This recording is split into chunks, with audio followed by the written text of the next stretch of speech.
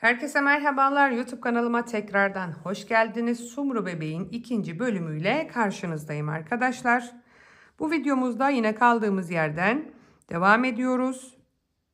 Sumru Bebeğin malzeme listesi için lütfen birinci videoyu izlemenizi tavsiye ederim arkadaşlar. Evet, kanalıma abone olduysanız, videolarımı beğenip küçük de olsa yorum yaptıysanız hemen oyuncağımızı örmeye başlayalım. Evet, şimdi bütün iplerimizden kurtulduğumuza göre artık bacakları birleştirebilmiştik. Birleştirebiliriz. En son ne yapmıştık arkadaşlar? Ne yapmıştık en son arkadaşlar? Sol bacakta bir sıra beyazla bloğu şeklinde ördükten sonra bir de 18 sık iğne örüp ipimizi koparıp kenara koymuştuk sol bacağımızı. Sağ bacağımızda da bir sıra bloğu ile ördükten sonra tekrar 25 sık iğne ördük. Ve şimdi şu şekilde tuttuğumuz zaman yan tarafa kaç sık iğne gelecekse eğer, şimdi ben bir 8 sık iğne örmek istiyorum. Şu an tam sıra sonundayım. 1 2 3 4 5 6 7 sık iğne örüp hemen bakıyoruz. 8 sık iğne örüyorum.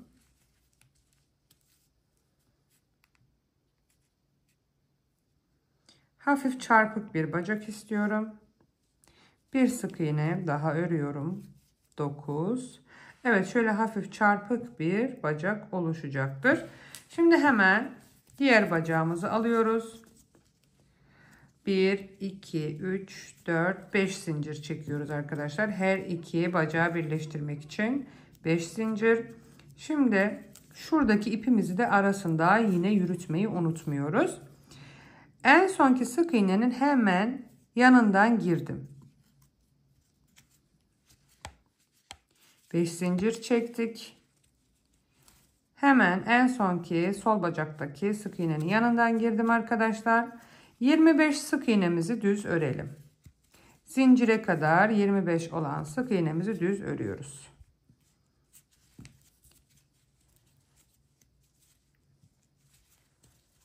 ...25 sık iğnemi ördükten sonra zincir üzerine geldim. Şimdi zincir üzerinden 5 sık iğne öreceğim. Burayı biraz sıkı tutalım arkadaşlar. 1 2 3 4 şöyle alalım, 5. Şimdi hemen şu ortaya ben bir ilmek kaydırımı atmak istiyorum ki burası ördükten sonra açılmasın arkadaşlar. Saymayacağız bunu ilmekten, onu da söyleyeyim. Şimdi bir diğer bacaktan itibaren 25 sık iğneyi düz örelim. Sağ bacağın üzerindeki 25 sık iğneyi de zincire kadar düz örüyoruz.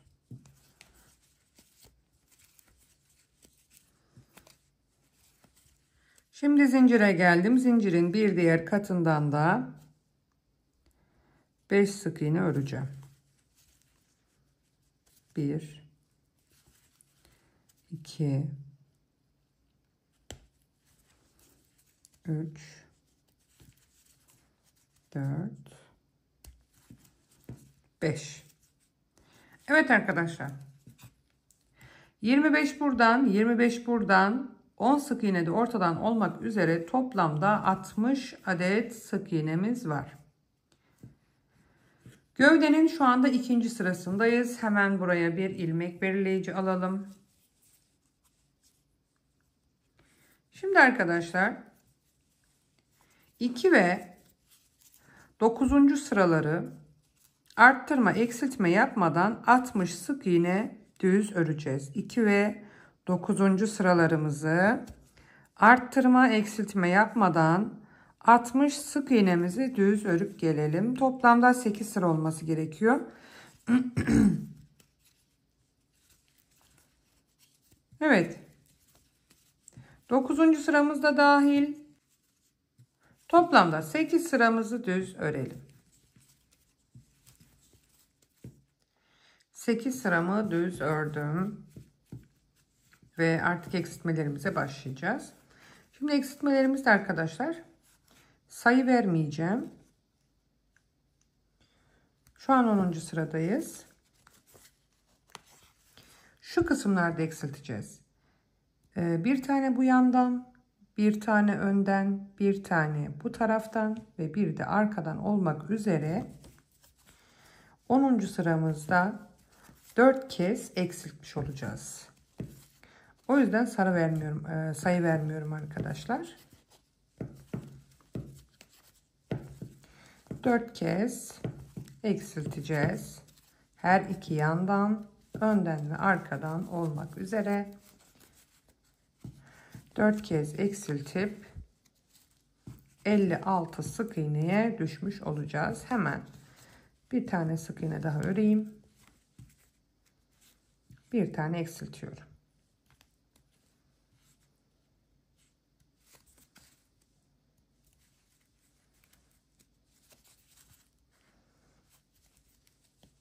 Şimdi ön tarafa kadar düz örelim.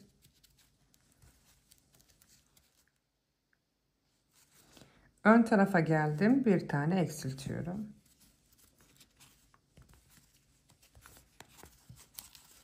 Yan tarafa kadar düz örelim.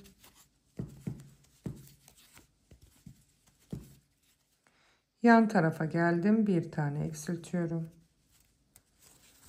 Ve şimdi sıra sonumdan 2 sık iğnem kalana kadar düz örelim. Sıra sonunda da bir tane eksilteceğiz. Ve 56 sık iğneye düşmüş olacağız.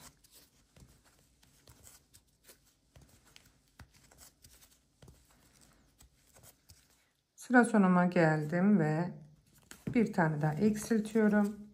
10. sıramızı bitirmiş olduk. Şimdi 11. sıramızdayız. 11. sırada da aynı şekilde arkadaşlar. 2 tane yanlar olmak üzere, 2 de ön arka olmak üzere 4 kez 11. sıramıza da eksiltiyoruz.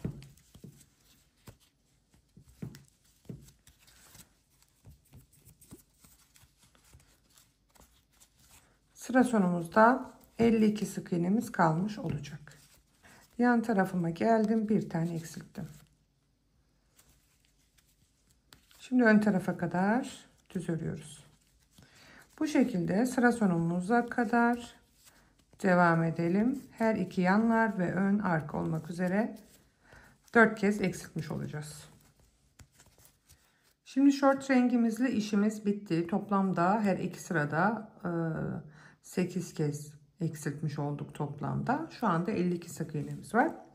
Ten rengimizi alacağız.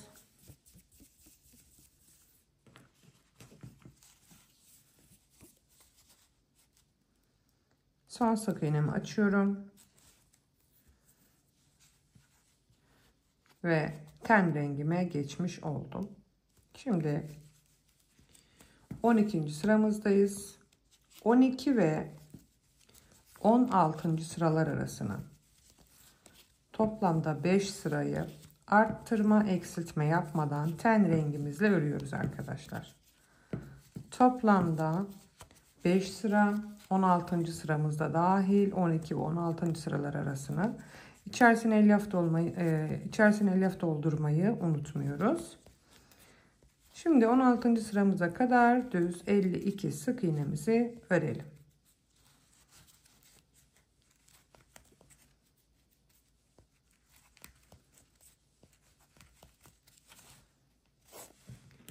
Şuradaki ipimizi de koparmak istiyorum.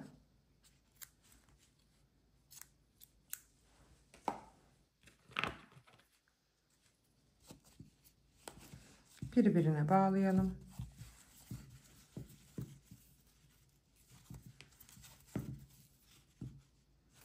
Evet. 16. sıraya kadar düz örelim.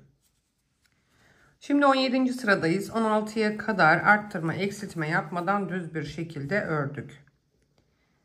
17. sıramızda da yine alt sıralarda eksilttiğimiz gibi sadece yanlarda eksilteceğiz. Yanlarda, önde ve arkada eksilteceğiz arkadaşlar. 52 olan sık iğnemizi 48'e düşüreceğiz.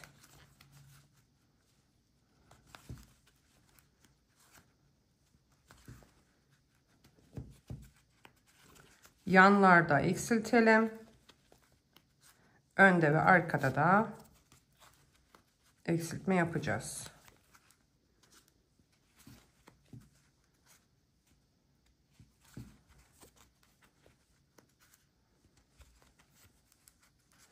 Yana geldim.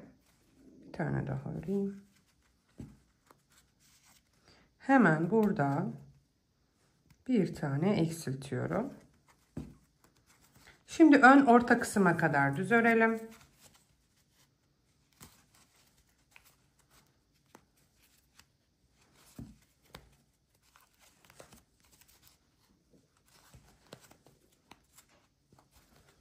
Evet, ön tarafa geldim. Bir tane eksiltiyorum. Yan tarafa kadar düz örelim.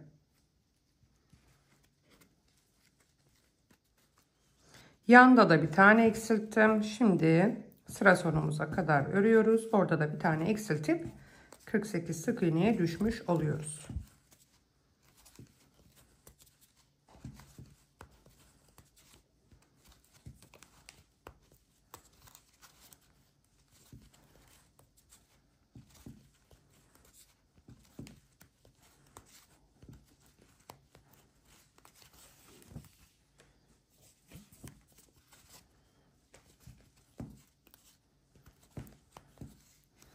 Evet, son 2 sık iğnem kaldı. Onu da eksiltiyorum ve 48 sık iğneye ulaşıyorum. Şimdi arkadaşlar 18. sıramıza geldik. Toplamda 48 sık iğnemiz var. 18. sıramızda 18 ve 22. sıralar arasına toplamda yine 5 sırayı arttırma, eksiltme yapmadan düz örelim. 48 sık iğnemizi 22. sıraya kadar 22. sırada dahil düz örüyoruz. 22. sırama kadar düz ördüm. Şimdi 23. sıradayız. Son eksiltme sıramız. 23. sırada da yine her iki yandan ve önden arkadan olmak üzere 4 kez eksilteceğiz. Son eksiltmemiz. Şimdi yine her iki yandan, önden ve arkadan olarak eksilteceğiz. Ve 48 olan sık iğnemizi 44'e düşüreceğiz.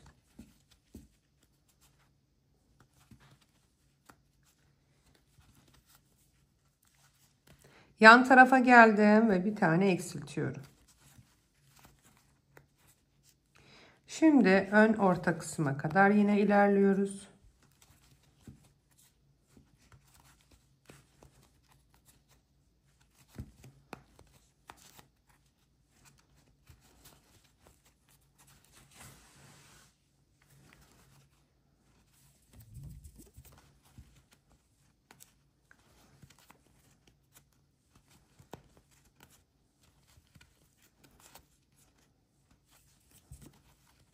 Evet, ön kısma geldim. Bir tane eksiltiyorum. Yan tarafa kadar örelim. Bir de orada eksilteceğiz. Bir de sıra sonumuzda eksiltip 44 sık iğneye düşeceğiz. Sıra sonunda da bir tane eksiltiyorum. Ve 44 sık iğneme düştüm. Şimdi 24. sıradayız. İçerisine tabi elyaf koymayı unutmuyoruz arkadaşlar. 24 ve 29. sıralar arasını toplamda 6 sırayı düz bir şekilde örüyoruz arkadaşlar. 44 sık iğnemizi 6 sıra boyunca düz örelim.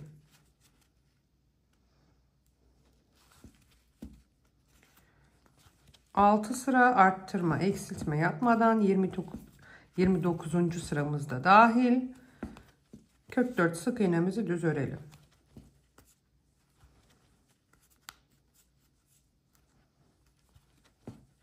Evet, 6 sıramızı ördük arkadaşlar. Şimdi kollarımızı birleştireceğiz. Tam olarak sıra sonundayım. Sıramız şu an kaç hiçbir fikrim yok ama kollarımızı birleştireceğiz.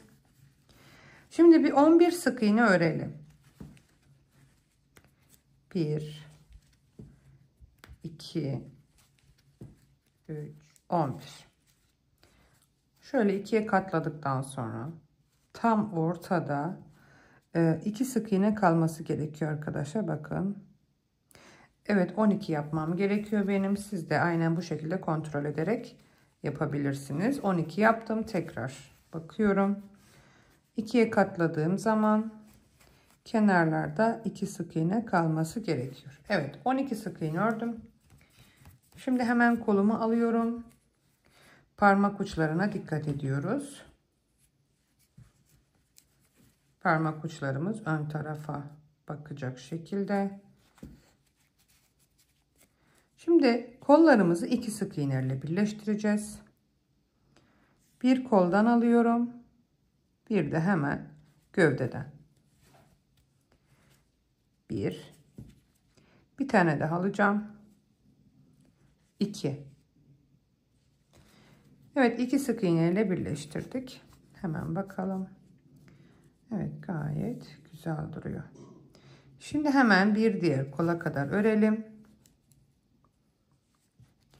Sayısını vereceğim arkadaşlar. İngilizceden de takip edebilirsiniz. 2, 3, 4, 5, 17, 18. Her iki kolun arasında 18 sık iğnemi bıraktım arkadaşlar. Yani buradan 12 sık iğnemizle başladık. Kolları 2 sık iğne ile birleştirdik. Her iki kolun arasında da 18 sık iğnemiz olacak. Şimdi hemen diğer kolumu alıyorum. Yine parmak ucuma dikkat ediyorum.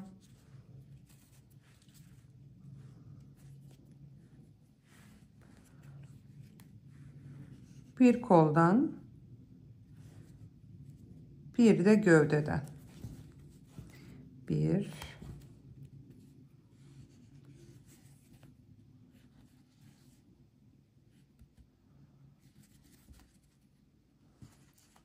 ve 2. Hemen bakalım. Eşit duruyor mu? Evet, eşit duruyoruz. 2 sık iğneyle de burayı birleştirdikten sonra 2, 4, 6, 8 sık iğnemizi düz örüyoruz. Ve bu sıramızı bitirmiş oluyoruz.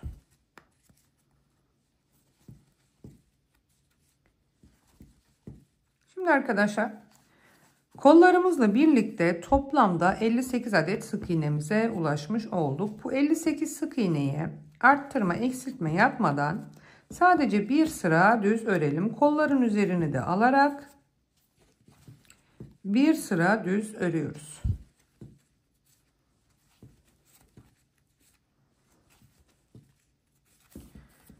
On, 11, 12. Hemen bakın kolda şu sık iğneden birleştirmişiz. Hemen onun yanındakine giriyorum ve kol üzerinden 10 sık iğnemi düz örüyorum. 2, 3. Kameramı kaldırmam gerek. 3, 4, 5,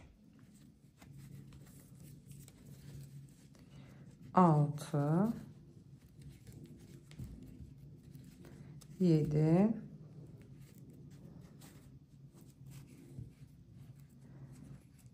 sıra sonu olduğu için biraz zor. 8. Hemen onun yanındakine giriyorum.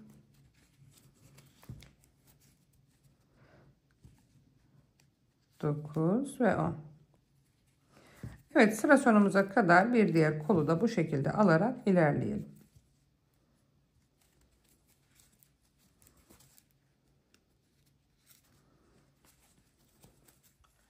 ...58 sık iğnemi arttırma eksiltme yapmadan düz ördüm arkadaşlar. Şimdi klasik bir eksiltme için kolların her iki taraflarında eksiltmelerimiz olacak ve o sayede 54 sık iğnemize düşmemiz gerekiyor. Şimdi 11 sık iğne örelim. 1, 2, 3, 4, 5, 6, 7, 8, 9, 10, 11. Şimdi burada eksilteceğim. Bir tane gövdeden alıyorum. Bir tane de koldan alıyorum.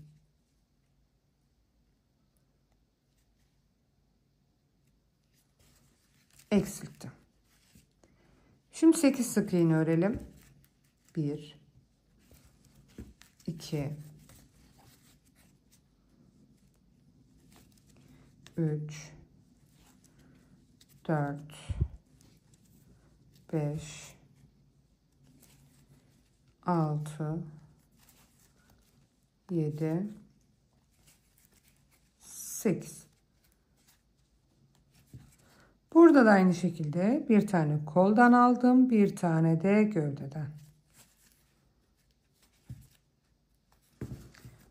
Şimdi bir diğer kola kadar örüyoruz. 2, 4, 6, 8, 10, 12, 14, 15 sık iğne. Tekrar bakalım. Şurada emin olamadım.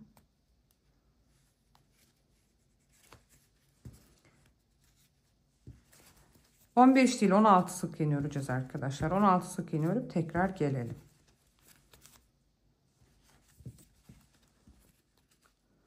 ...15... ...16... ...bir gövdeden alıyorum... ...bir koldan. Şimdi yine 8 sık iğne örüp... ...bir tane eksiltip sıra sonumuza kadar öreceğiz.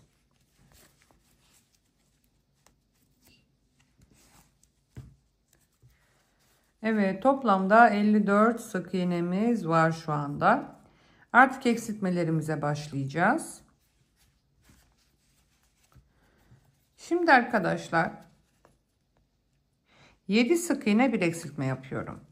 1, 2, 3, 4, 5, 6, 7. Bir tane eksiltiyoruz. Bunu 6 kez tekrar edeceğiz. Sıra sonunda 48 sık iğnemiz kalacak. 7 tek bir eksiltme, 6 kez tekrar, sıra sonunda 48 sık iğnemiz kalacak. Bu şekilde arkadaşlar 30 sık iğnemiz kalana kadar eksilteceğiz. Sonrasında tellerimizi koyacağız. Şimdi 30 sık iğnemiz kalana kadar 4 sık iğne bir eksiltmeye kadar eksiltelim. Evet, 30 sık iğnemiz kalana kadar eksilttik. Şimdi hemen içerisinin telini hazırlayalım. Şöyle bir telim var. Bu teli elektrikçilerde bulabilirsiniz. Bildiğiniz kablo içi. Şöyle koldan tuttuğumuz zaman şurayı da aynen bu şekilde kıvırıyoruz parmak kısmı için. Şimdi böyle tuttuğumuz zaman arkadaşlar hiza alarak yapacağız. Şuradan bükeyim bir.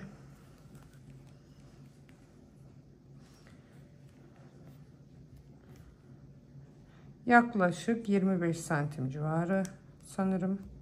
Sizinki farklı olabilir. Bunu kesiyorum. Yine burada el payını da çıkaracağım.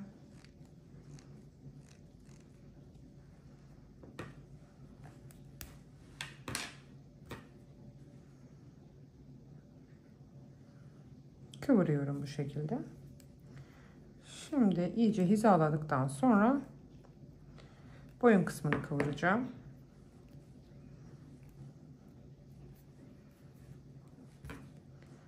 Bunun yardımı lazım.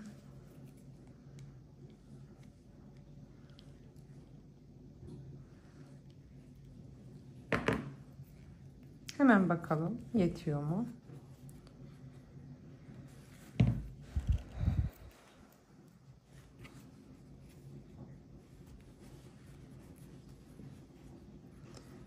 Yetiyor gibi duruyor arkadaşlar.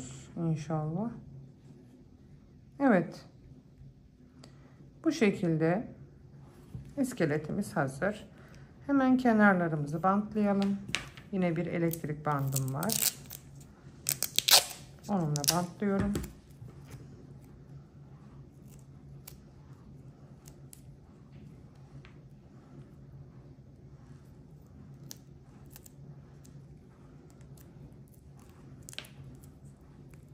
Evet, iskeletimiz hazır. Şimdi oyuncağımızın içine yerleştirelim.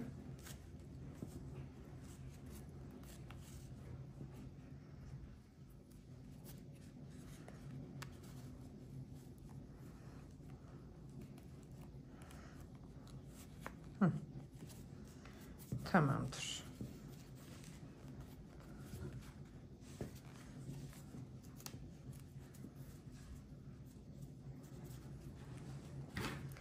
Şimdi biraz daha kıvırabilirim.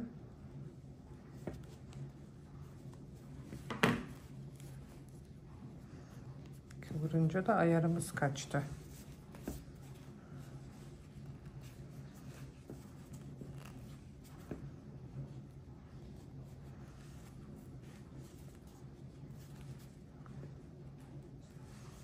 Evet, bence gayet güzel oldu.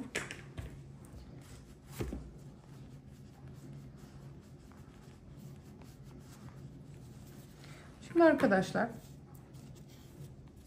tekrardan eksiltmelerimize devam edeceğiz. Sonrasında yine içerisine elyaf koyup şu boşluğu kapatırız. En son 30 sık iğnemiz vardı. Şimdi burada 3 tek bir eksiltme yapıyoruz. 1 2 3 tek bir tane eksiltiyorum.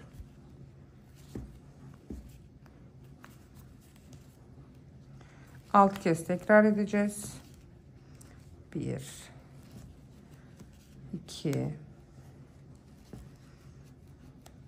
3 tek bir tane eksiltelim. 6 kez tekrar edelim. Sıra sonunda 24 sık iğnemiz kalacak.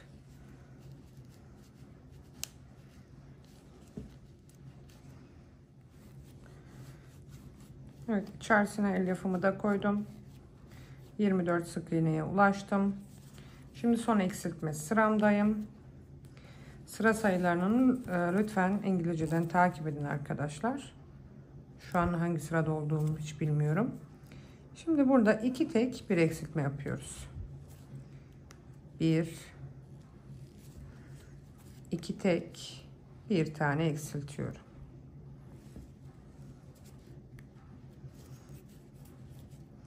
Altı kez tekrar ediyorum. Sıra sonunda 18 sık iğnemiz kalacak. 2 tek bir eksiltme.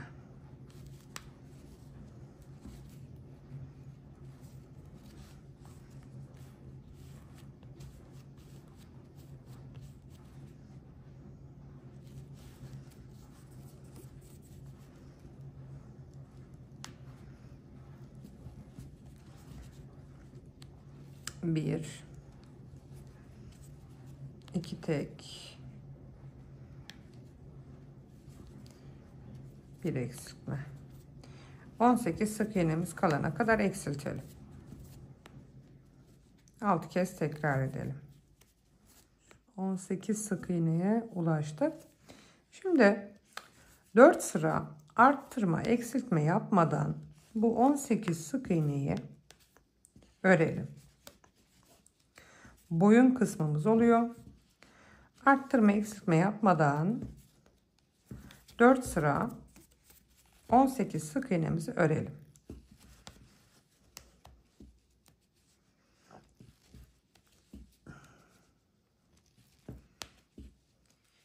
Evet arkadaşlar, gövdemizi bitirdik.